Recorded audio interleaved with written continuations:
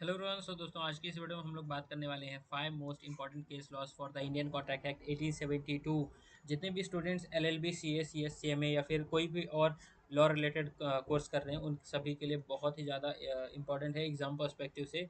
ठीक है। और नॉलेज पर्पस से भी आप देख सकते हो, इसमें कोई इशू नहीं है। और यहाँ पे जो ये नोट्स हैं, आपको यहाँ पे इस चैनल पे इस व्हाट्सएप चैनल पे यहाँ पे देखने को मिल जाएगा। ठीक है। सो आगे बढ़ते हैं। और ये जो है हमारे 5 केसेस हैं जो हम यहाँ पे देखने वाले हैं। Balfour versus Balfour, Carlill versus Carbolic smoke ball, Lalman Shukla versus Gauri Dutt, Chinnaiya versus Ramaiya, Mohori Bibi versus Dharmdas Ghosh. ठीक है। ये एडिशनल है, इसके साथ में हम लोग पढ़ेंगे। सो इसको मैं अलग से काउंट नहीं कर रहा हूँ। खानगुल वर्सेस लाखा सिंह। ठीक है। ये अगर आपने धमाल देखा रहेगा, उसमें एक आदि होता है एंड मानव।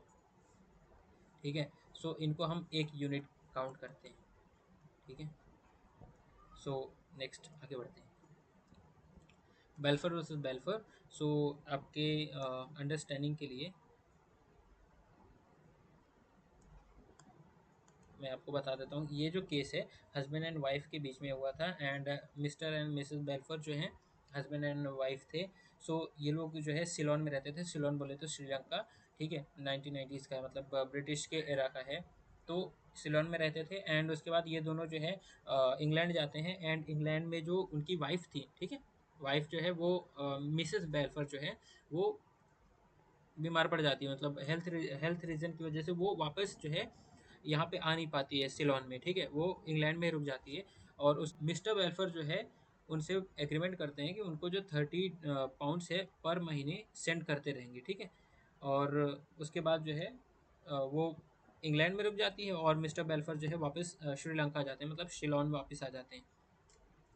फिर उसके बाद क्या होता है, जब मैरिज ब्रोक हो जाती है, मतलब दोनों अलग हो जाते हैं। सो मिस्टर मिसेस बेल्फर जो है सू कर देती है मिस्टर बेल्फर को। यहाँ पे इशू क्या था main, whether domestic agreements between the spouses are enforceable contracts. क्या ये जो डोमेस्टिक एग्रीमेंट्स हैं इन्फोर्सिबल कॉन्ट्रैक्ट्स हैं या नहीं। यहाँ पे स्पाउसेस मेरे हिसाब से तो नहीं आना चाहिए। जजमेंट, कोर्ट ने क्या जजमेंट दिया। The court held that domestic agreements are generally not binding contracts as the parties do not intend to create legal relation। यहाँ पे कोर्ट ने ये बोला कि जो डोमेस्टिक एग्रीमेंट्स हैं उनका जो जनरली, मतलब वो जनरली बाइंडिंग कॉन्ट्रैक्ट नहीं होते, क्योंकि यहाँ पे पार्टीज का कोई भी इंटेंशन मतलब नहीं होता कि वो लीगल रिलेशंस यहाँ पे क्रिएट करें। फॉर एग्जांपल ए और बी, ए ने बी को बोला कि हम लोग रात को 10 बजे जाएंगे चाय पीने। ठीक है। और यहाँ पे ए आया ही नहीं और बी जो है आ गया। तो क्या यहाँ पे बी सू कर सकते हैं क्या ए को कि यहाँ पे चाय के लिए बुलाया और खुद नहीं आया। तो ऐसा नहीं हो सकता। ठीक है। क्योंकि यहाँ पे पार्टीज का कोई इंटेंशन नहीं है कि वो यहाँ पे लीगल रिलेशंस क्रिएट करें। होप करता हूँ आपको ये जो केस है वो समझ में आ रहेगा। Next, Carlill versus Carbolic smoke ball. ठीक है। सो ये जो कंपनी है इसने एक प्रोडक्ट बनाया, और प्रोडक्ट का एडवर्टीजमेंट ये किया कि हमने जो प्रोडक्ट बनाया है इसको अगर आप एज पर प्रिस्क्रिप्शन यूज़ करोगे तो आपको कोल्ड, इन्फ्लुएंजा, फ्लू ये सब बीमारियां नहीं होंगी। और ये भी बताया कि हमने 100 पाउंड्स जो है बैंक में डिपॉजिट करा के रखे हैं। अगर किसी को इन केस प्रिस्क्रिप्शन से यूज़ करने के बावजूद भी अगर कुछ होता है तो हम उसको रिवॉर्ड देंगे। ठीक है। यहाँ पे क्या होता है, जो कार्लिल है वो प्रोडक्ट को यूज करता है एज पर प्रिस्क्रिप्शन। ठीक है। सो यहाँ पे क्या ये कॉन्ट्रैक्ट है, क्या ये कॉन्ट्रैक्ट वैलिड है, इसका मेन क्वेश्चन आता है। सो इशू है यहाँ पे, देखो, whether the advertisement constituted a binding unilateral offer. क्या यहाँ पे बाइंडिंग यूनिलेटरल ऑफर था that mister Carlill accepted by performing the condition. तो क्या ये एक मतलब वैलिड ऑफर था क्या। जजमेंट क्या है, the court held that the advertisement was a unilateral contract. ठीक है। जो एडवर्टीजमेंट था वो यूनिलेटरल कॉन्ट्रैक्ट था, and mister Carlill's action amounted to acceptance. मतलब यहाँ पे मिस्टर कार्लिल के जो एक्शन थे उन्होंने मतलब क्या बोला था कंपनी ने कि ये प्रोडक्ट है, इसको एज पर प्रिस्क्रिप्शन यूज करा करना। ठीक है। अगर सामने वाले ने एज पर प्रिस्क्रिप्शन यूज किया, इसका मतलब कि उसने आपके जो ऑफर है उसको एक्सेप्ट किया। ठीक है। इसकी वजह से क्या हुआ, making the company liable for the reward. मतलब यहाँ पे एक वैलिड कॉन्ट्रैक्ट हुआ। अगर वैलिड कॉन्ट्रैक्ट हुआ और कॉन्ट्रैक्ट में जो है सामने वाले को इन्फ्लुएंजा हुआ है, ठीक है, आपके जो रिवॉर्ड है उसको आपको यहाँ पे देना पड़ेगा। ठीक है। मतलब यहाँ पे कंपनी को रिवॉर्ड देना पड़ा, किसको? कार्लिल को। ये सेल्स प्रोफेशनल दिसंबर 2024 में पास्ट ईयर में मतलब आ चुका है, पास्ट नहीं बोल सकते, अभी रिसेंटली ये आया है। लालमन शुक्ला वर्सेस गौरी दत्त। सो यहाँ पे क्या है कि ये जो है ना, लालमन शुक्ला जो है गौरी दत्त के यहाँ पे काम करते थे, ठीक है, सर्वेंट थे यहाँ पे। और इनका जो नेफ्यू था गौरी दत्त का, वो मिसिंग था। तो इन्होंने बोला कि मतलब इन्होंने इनको लालमन शुक्ला को बोला कि जाके नेफ्यू को फाइंड आउट करके लेके आओ। सो जैसे ही ये बाहर गए, सो इन्होंने क्या किया, इन्होंने अनाउंसमेंट किया कि अगर कोई भी पर्सन नेफ्यू को फाइंड आउट करके लेके आता है तो हम उसको रिवॉर्ड देंगे। विदाउट नॉलेज इन्होंने नेफ्यू को फाइंड आउट किया और गौरी दत्त के पास ले जाके मतलब दे दिया, ठीक है। फिर यहाँ पे इशू क्या आया, whether acceptance of offer can occur without knowledge of an offer.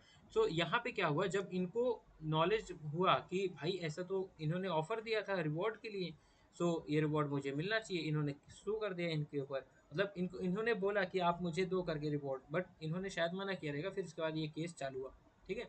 So यहाँ पे कोर्ट ने क्या इशू किया कि जजमेंट पड़ता है, ठीक है। The court held that there was no contract, ठीक है, कोर्ट ने बोला कि यहाँ पे कोई भी कॉन्ट्रैक्ट नहीं था। As Lalman Shukla had no knowledge of reward offer, इनको जो लालमन शुक्ला है इनको रिवॉर्ड ऑफर का पता ही नहीं था। When he found the nephew, जब उन्होंने नेफ्यू को फाइंड आउट किया था तब उनको ऑफर के बारे में पता नहीं था, एंड दस he could not have accepted. So court ने सीधा बोला कि ये जो केस मतलब यहाँ केस है कि इनको नॉलेज ही नहीं था तो एक्सेप्टेंस कैसे हो सकता है, ठीक है। अगर आपको कोई भी चीज़ के बारे में पता ही नहीं है, नॉलेज ही नहीं है, तो एक्सेप्ट कैसे कर सकते हो, ये यहाँ पे मेन केस था। नेक्स्ट, चिनैया वर्सेस रमैया, ठीक है। ये सेक्शन 122 आई थिंक सो, टोपा गिफ्ट, ठीक है, गिफ्ट, ये वाला जो चीज़ है इससे रिलेटेड है।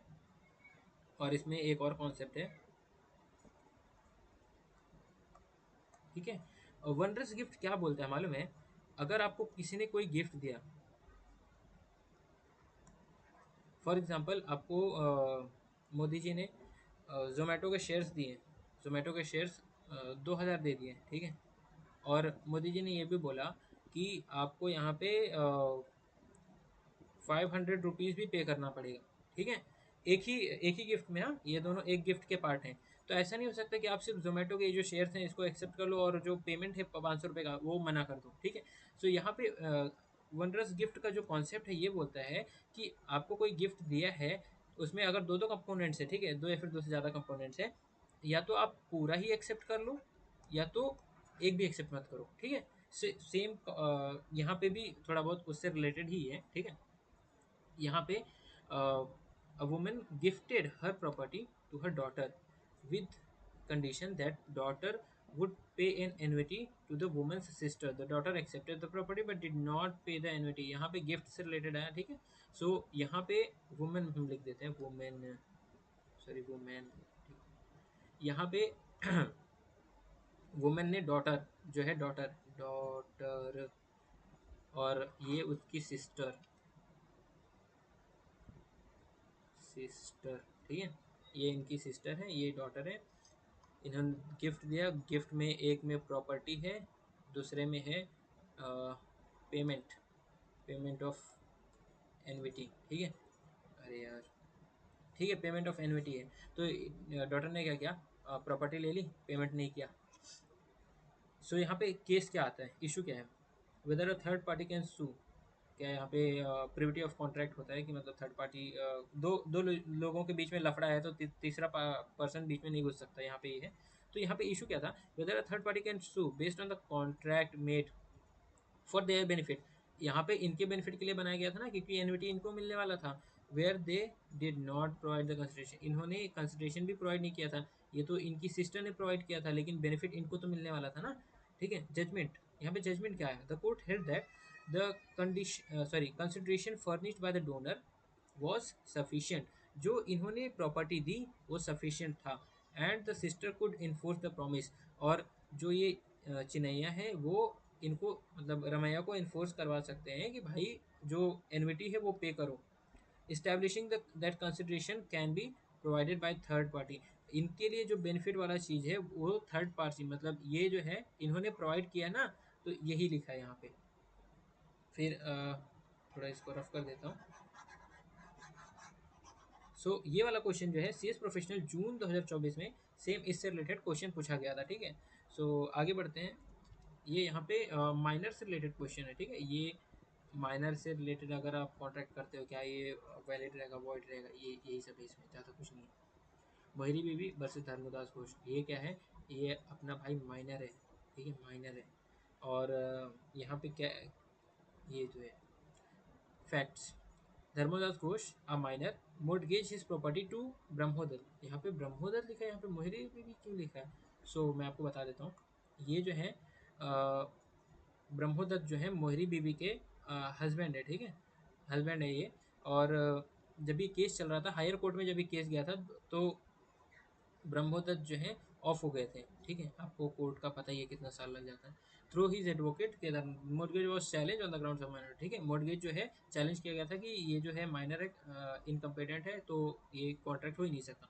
फिर इशू क्या हुआ, whether a contract entered into by minor is valid or voidable and the liability of minor to repay the amount received। यहाँ पे इन्होंने द मोर्टगेज किया तो पैसा भी मिला रहेगा धर्मदास घोष को, तो क्या ये जो कॉन्ट्रैक्ट है वॉइड है या फिर वॉइडेबल है, या फिर एंड जो पैसा है क्या माइनर को वापस करना पड़ेगा कि नहीं, ये मेन यहाँ पे केस था। जजमेंट क्या है, प्रीवी काउंसिल ने हेल्ड किया that any contract enter into by a minor is void ab initio. कोई भी कॉन्ट्रैक्ट अगर माइनर के साथ इंटर करा गया है तो वॉइड एब एनिशियो माना जाएगा। And the doctrine of restitution does not apply. और माइनर ने अगर आपसे कोई कौन सा भी मतलब बेनिफिट उठाया, मान के चलो फॉर एग्जांपल आपको 1000 रुपीज़ का जो माइनर है, माइनर ने आपसे 1000 रुपीज़ ले लिया, तो वो जो रेस्टिट्यूशन है वो अलाउड नहीं है, मतलब आप पैसा जो है आप रिकवर नहीं कर सकते। सेम इससे related question C S executive June 2023 में पूछा गया था, सी एस एग्जीक्यूटिव, ठीक है। फिर यहाँ पे क्या हुआ मालूम है, आप पैसा रिकवर नहीं कर सकते हैं, पैसा रिकवर नहीं कर सकते, ठीक है, गंदी राइटिंग है, ठीक है। तो यहाँ पे आपको पैसा जो है रिकवर करने नहीं मिला। ये 1903 का केस है। उसके बाद खानकुल वर्सेस लाखा सिंह का केस आया 1928 में। फैक्ट क्या था, खानकुल जो है माइनर था, उसने प्रॉपर्टी बेच दी लाखा सिंह को, और उसने क्या किया मालूम है, अपनी एज जो है छिपा ली। एज क्या की, मिस रिप्रेजेंट कर दी।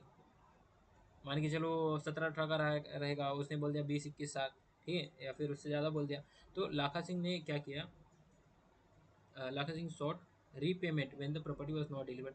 मतलब अगर मैंने जाके फॉर एग्जांपल मैंने किसी के साथ मतलब किसी के साथ कॉन्ट्रैक्ट किया, और सामने वाले ने मुझे गलत अपना एज बता के मेरे साथ कॉन्ट्रैक्ट किया, एंड उसके बाद फिर वो प्रॉपर्टी भी नहीं दे रहा है, तो मैं ऐसा बोल सकता हूँ ना भाई कि मेरा पैसा तो एटलीस्ट वापस करो, अगर तुम माइनर हो, कॉन्ट्रैक्ट वैलिड नहीं है, बट रीपेमेंट करो मेरा फिर पैसे का।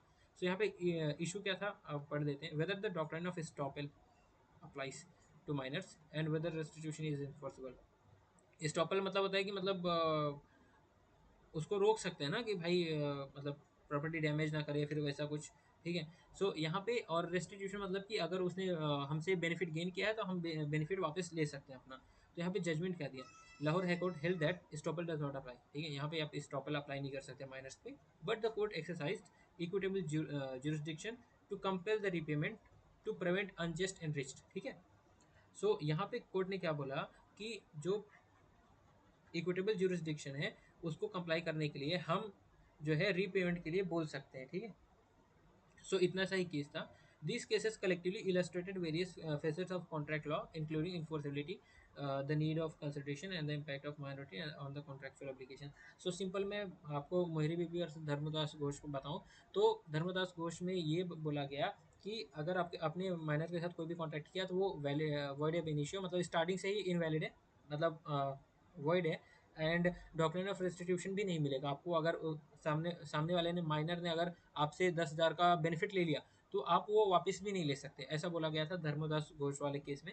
फिर खानकुल और लाखा सिंह में क्या बोला गया मालूम है, कि अगर मतलब सामने वाले ने माइनर होके भी अगर आपको गलत बताया, और मेजर मेजर के होके मतलब माइनर है लेकिन मिस रिप्रेजेंट कर दिया, ठीक है, एंड आपके साथ कॉन्ट्रैक्ट कर लिया, फिर उसके बाद जो प्रॉपर्टी है वो डिलीवर नहीं किया, ठीक है, तो आप बोल सकते हो ना कि पैसा वापस करो। तो यहाँ पे कोर्ट ने ये बोला कि यहाँ पे डॉक्ट्राइन ऑफ एस्टॉपेल नहीं होगा, ठीक है?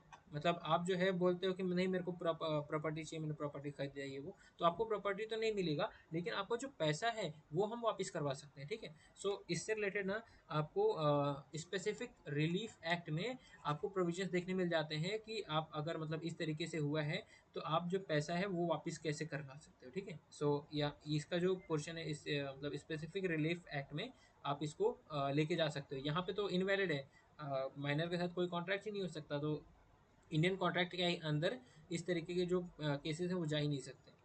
नेक्स्ट। सो दोस्तों उम्मीद करता हूँ वीडियो अच्छी लगी तो वीडियो को लाइक करके चैनल को सब्सक्राइब कर देना। Thank you, have a great day. अगर आपको पीडीएफ चाहिए तो ये मेरा इंस्टा आईडी है, ठीक है? इसमें मेरे को मैसेज कर देना, मैं आपको पीडीएफ भेज दूंगा। This is Vivek and signing off, bye bye, have a great day.